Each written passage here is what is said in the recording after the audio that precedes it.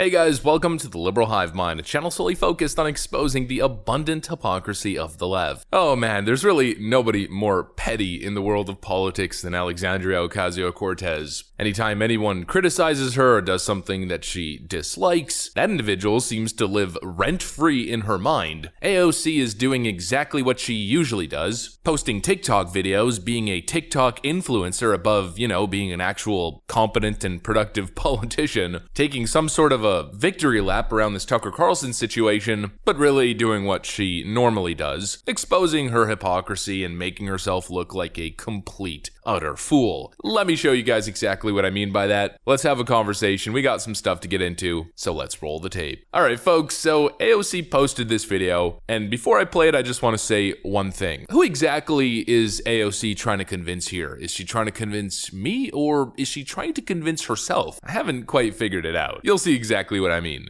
Tucker Carlson is out at Fox News. Couldn't have happened to a better guy.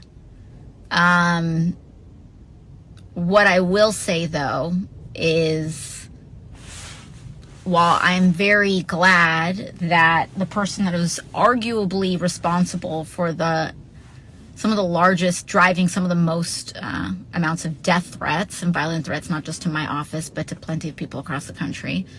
I also kind of feel like I'm like waiting for the cutscene at the end of a Marvel movie after all the credits have rolled. And then you see like the villain's like hand reemerge out to grip over like the end of a building or something.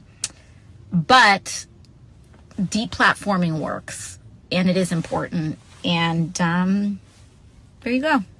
Good things can happen. Now, I gathered literally only one thing from that clip. Alexandria OcasioCortez is suffering from a very, very severe case of copium. Well, of course, we could add to that diagnosis. She's also suffering from Tucker Carlson derangement syndrome, along with many other derangement syndromes. But who's she trying to convince? She claims that deplatforming works. Really? How does it work exactly? Keep in mind, she recorded this video like probably a couple hours after Tucker Carlson was fired from Fox News. And she claims that deplatforming works. Well, what are the results? What exactly is working after Tucker Carlson was taken off air, or off of Fox News? It works at doing what exactly? The same kind of empty, incoherent nonsense that we expect from people like AOC and other leftists. What I'm gathering here is that she's doing a victory lap. See, it works, folks. We're doing something. We're winning this cultural battle. Tucker Carlson has been taken down. Racism BTFO'd. I'm gonna go back to the initial question that I just posed. Who is she trying to convince, me or herself? It seems like she's trying to convince herself that she's done something productive here. You've done nothing, literally nothing. The left is pretending like they've won some sort of war, like they've BTFO'd fascism. Fascism BTFO'd, says the people who advocated for the deplatforming of an American icon's voice. Fascism BTFO'd, coming from the people trying to censor journalism that they dislike and disagree with. Actually, now that I said that, here's the perfect example. The View was doing the same kind of leftist incoherent nonsense, just from a different angle. Dangerous things. He has more than 400 episodes spoken of the Great Replacement Theory. Yes. Says it's the now he's being replaced. He says it's the Democratic political strategy to bring in immigrants to vote in place of regular Americans. He also says immigration makes our country poorer and dirtier. He called maternity flight suits a mockery of the military, women who want to serve their country. And then he also blamed women earning more than men for men being in decline.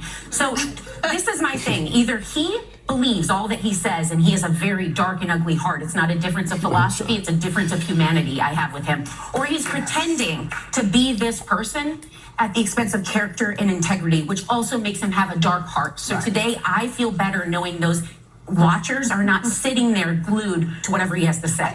They're celebrating that Tucker Carlson got fired because he's supposedly a deeply dark, troubled human being for simply having opinions that are based on data and facts. Yes, Democrats want open borders and want mass immigration because it benefits them politically. And if it continues down the road that it's currently going, they'll be in power perpetually, indefinitely. That's not a conspiracy. That's pretty much a fact at this point. Oh, what a dark human being Tucker is. They're celebrating that he's been taken down, even though he hasn't, but we'll get into that later. For what reason exactly? You'd expect her to list some egregious offenses. She lists opinions, because he has opinions that I think are mean, and I think that we should govern based on feelings, not based on American interest. You know, mass immigration and globalism has led to a cost of living crisis for the average American worker. It's had so many negative impacts on actual American people, but we shouldn't govern based on that. No, of course not. We should govern based on everybody should get everything, and borders are racist. Completely absurd. These people are out of their minds. Enough of the View tangent though. Let's go back to the topic at hand. Let's go back to Alexandria Ocasio-Cortez's video. Again, focused on the copium. Who exactly is she trying to convince? The entire video is this weird cringe victory lap. We won, we did it, we're winning the cultural war. And then literally towards the end, it seems like reality checks in. Oh, but actually, no, we didn't, because Tucker Carlson is probably going to be more popular than ever. I also kind of feel like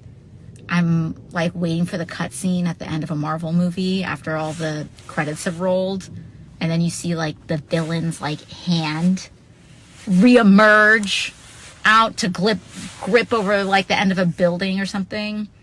It's actually like a Marvel movie where the villain comes back in the end. You know he's not truly gone. He hasn't been fully vanquished. More proof that AOC is completely incoherent, frankly a babbling buffoon. I mean, let's go back to the thesis of her entire video. She claims deplatforming works. And literally 30 seconds later, she's already debunked herself. She's already kind of realized as she's recording the video that actually deplatforming doesn't work. And most likely Tucker Carlson is gonna come back and probably bigger and stronger than ever. We got him, friends. We won this battle. He's done. Tucker Carlson is finished. And as she's saying that, trying to convince herself, a Barbra Streisand effigy is slowly materializing in the back of her subconscious. Actually, probably not. It's called the Barbra Streisand effect. When you try to censor something, more people will be interested. You know, it's like Alex Jones, for instance. They deplatformed him everywhere. Is he gone? No, of course not. Every time he makes a damn appearance, it's probably the most viral thing on the internet. His audience has simply moved. He's probably making more money after being deplatformed than he was before. He's being clipped up and sent all over the internet. I mean, there's Alex Jones clips being spammed all over Twitter, YouTube, and every other platform. Deplatforming simply doesn't work. It's just your really weird, cringe, fascist, overly emotional, authoritarian tendency because you're a leftist control freak. The posturing coming from these leftoids is just so funny. Left-wing clowns like Joy Reid, for example, cheering on Twitter, "We took down the Fox News bigot." Yes, Joy Reid, you're the moral superior of Tucker Carlson. Let's make sure no one ever sees this headline. MSNBC host Joy Reid apologizes for homophobic remarks, admits no evidence of hacking. The ones who speak the loudest, the ones who most aggressively espouse their virtue, every single time are the ones you should be worried about. The ones who are claiming that they're fighting some sort of evil fascist takeover or fascist regime are the same people throughout human history that keep bringing back fascism. It's the oldest cliche in the book, but you know what? It's a cliche for a reason. It's a stereotype for a reason. And that's because it's true, at least. Mostly. Absolutely absurd, bashing the fash by censoring their political opponents in the media. You can't make this stuff up. The level of copium is truly astounding. That's what I got for you guys. Hopefully you enjoyed this video. If you did, make sure to leave a like and possibly subscribe to the channel. Of course, you know that we'd love to have you here at the Liberal Hive Mind. Thanks for watching, and I'll see you on the next one.